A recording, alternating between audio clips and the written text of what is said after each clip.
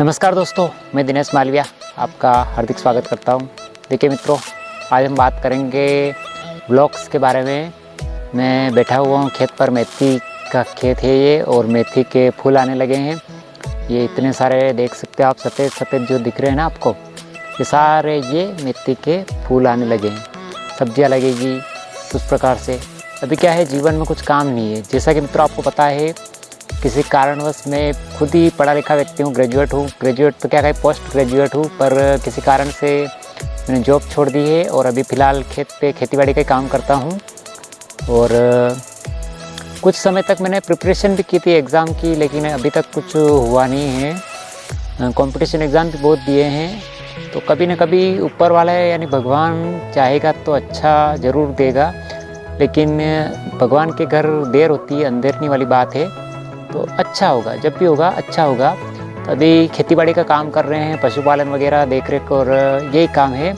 फ़िलहाल तो कोई काम ही नहीं। मैंने सोचा कि अभी ट्रेंडिंग में बहुत ही ज़्यादा ब्लॉग चल रहे हैं, तो मैं भी ब्लॉग बनाने की सोचा मैंने, तो मैंने भी ब्लॉग बनाए हैं। और ये मोटिवेशन से रिलेटेड ब्लॉग बनाए हैं कि ज़िंदगी में बहुत सारी चीज़ें मिलेगी। जैसे पुरानी चीज़ें पीछे छूट गई ना, तो उनका कभी अफसोस नहीं करना चाहिए। जैसे एक छोटी सी बात कहता हूँ कि जो बीत गई सो बीत गई, जो बीत गई सो बीत गई, तकदीर का शिकवा कौन करे।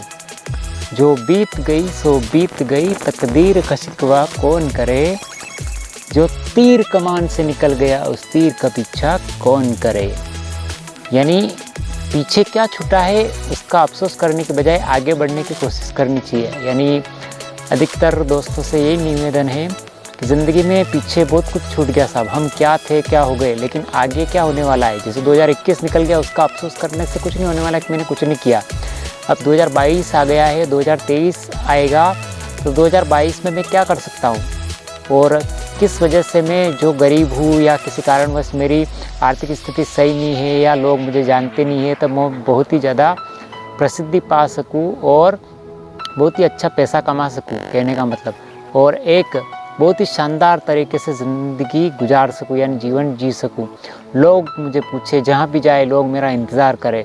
इस तरह से ज़िंदगी व्यतीत करने के लिए बहुत सारे नए कार्य हैं, जिनमें सबसे महत्वपूर्ण चीज़ ब्लॉग भी बन गए आजकल। ब्लॉग में करियर है, भविष्य, यानी अपने जीवन के बारे में लोग मोटिवेट होते हैं एक दूसरे को देखकर कि आपके जीवन में क्या चल रहा है, लोगों को क्या है, आपके जीवन में क्या चल रहा है, उससे बहुत ही ज़्यादा रुचि होती है। तो लोग उसमें इंटरेस्ट लेते हैं, देखते हैं कि अपने जीवन के बारे में आपका रूटीन, डेली रूटीन क्या है, कैसा है, किस तरह का है, कितने बजे उठते हो, क्या काम करते हो, क्या खाते हो, क्या पीते हो, कहाँ रहते हो, कहाँ आना जाना होता है आपको, आपके रिश्तेदार कौन है, आपके पास कौन सी गाड़ी है, कौन सा घर है, आपके पास पशु है तो कौन कौन से पशु है, आपके खेत है तो खेत में कौन कौन सी फसल बो रहती है, कब फसल काटेंगे, कब क्या करेंगे, आप किस प्रकार के जूते पहनते हो, आप कौन से कपड़े पहनते हो, कहने का मतलब किस वैरायटी के, कितने महंगे कपड़े पहनते हो, कितने सस्ते पहनते हो, कौन सी किताबें पढ़ते हो, आप कहाँ तक पढ़े लिखे हो।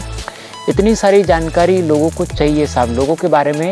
यानी लोगों को दूसरों की जानकारी बहुत ज़्यादा चाहिए। अपनी जानकारी बताने में उनको अफसोस होता है, लेकिन दूसरों की जानकारी उनको बहुत ही ज़्यादा चाहिए। यानी बहुत सी बार आपने देखा होगा ना, शर्मा जी वर्मा जी वाली बात सुनी होगी आपने। ये शर्मा जी आके पूछते हैं वर्मा जी के लड़के से, और बेटे क्या हालचाल, क्या चल रहा है। तो शर्मा जी कहते हैं कि साहब, वर्मा जी के लड़के वो कहते हैं कि बेटा तूने क्या किया जीवन में, कुछ नहीं किया, देख मेरे बेटा तो ये बन गया वो बन गया, तूने कुछ नहीं किया। तो इस तरह से अपने आसपास भी बहुत सारे शर्मा जी हैं जो अपने जैसे वर्मा जी के बेटे को नई नई चीज़ें कहते रहते हैं। एक छोटा सा उदाहरण बताता हूँ मैं आपको। यूट्यूब के सबसे प्रसिद्ध जो व्यक्ति हैं शॉर्ट्स के बारे में, A2 मोटिवेशन यानी अरविंद जी अरोड़ा। अरविंद जी अरोड़ा बताते हैं कि जब वो बेरोज़गार थे, उनके पास कोई काम नहीं था, नौकरी नहीं थी, तब उनके भैया यानी बड़े पापा के लड़के या कोई रिलेशन में जो भैया थे, उनकी बैंक में नौकरी लग गई थी। तो 50,000 महीने के मिलते, तो घर वाले सारे ताने मारते थे कि देख बेटा तू बेरोज़गार पढ़ा लिखा है और बेरोज़गार घर पे बैठा हुआ है, और ये देख 50,000 की बैंक में नौकरी कर रहा है। लेकिन आपको ये नहीं पता कि ऊपर वाले को कुछ और मंजूर होता है।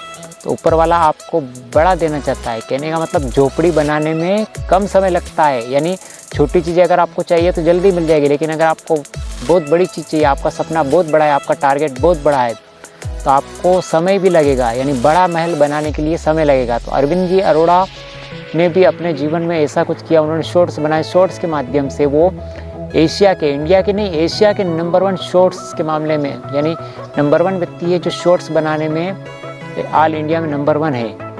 तो इतना आगे निकल गया। अब वो बात करते कि साहब 50,000 तो मेरे भैया की अगर प्रमोशन भी हो गया होगा अब तक तो ज़्यादा से ज़्यादा 70,000 या 1 लाख सैलरी हो गई होगी। 1 लाख तो मैं कम से कम कुछ ही समय में कमा सकता हूँ। तो अरविंद जी अरोड़ा अगर आगे निकल सकते हैं तो आप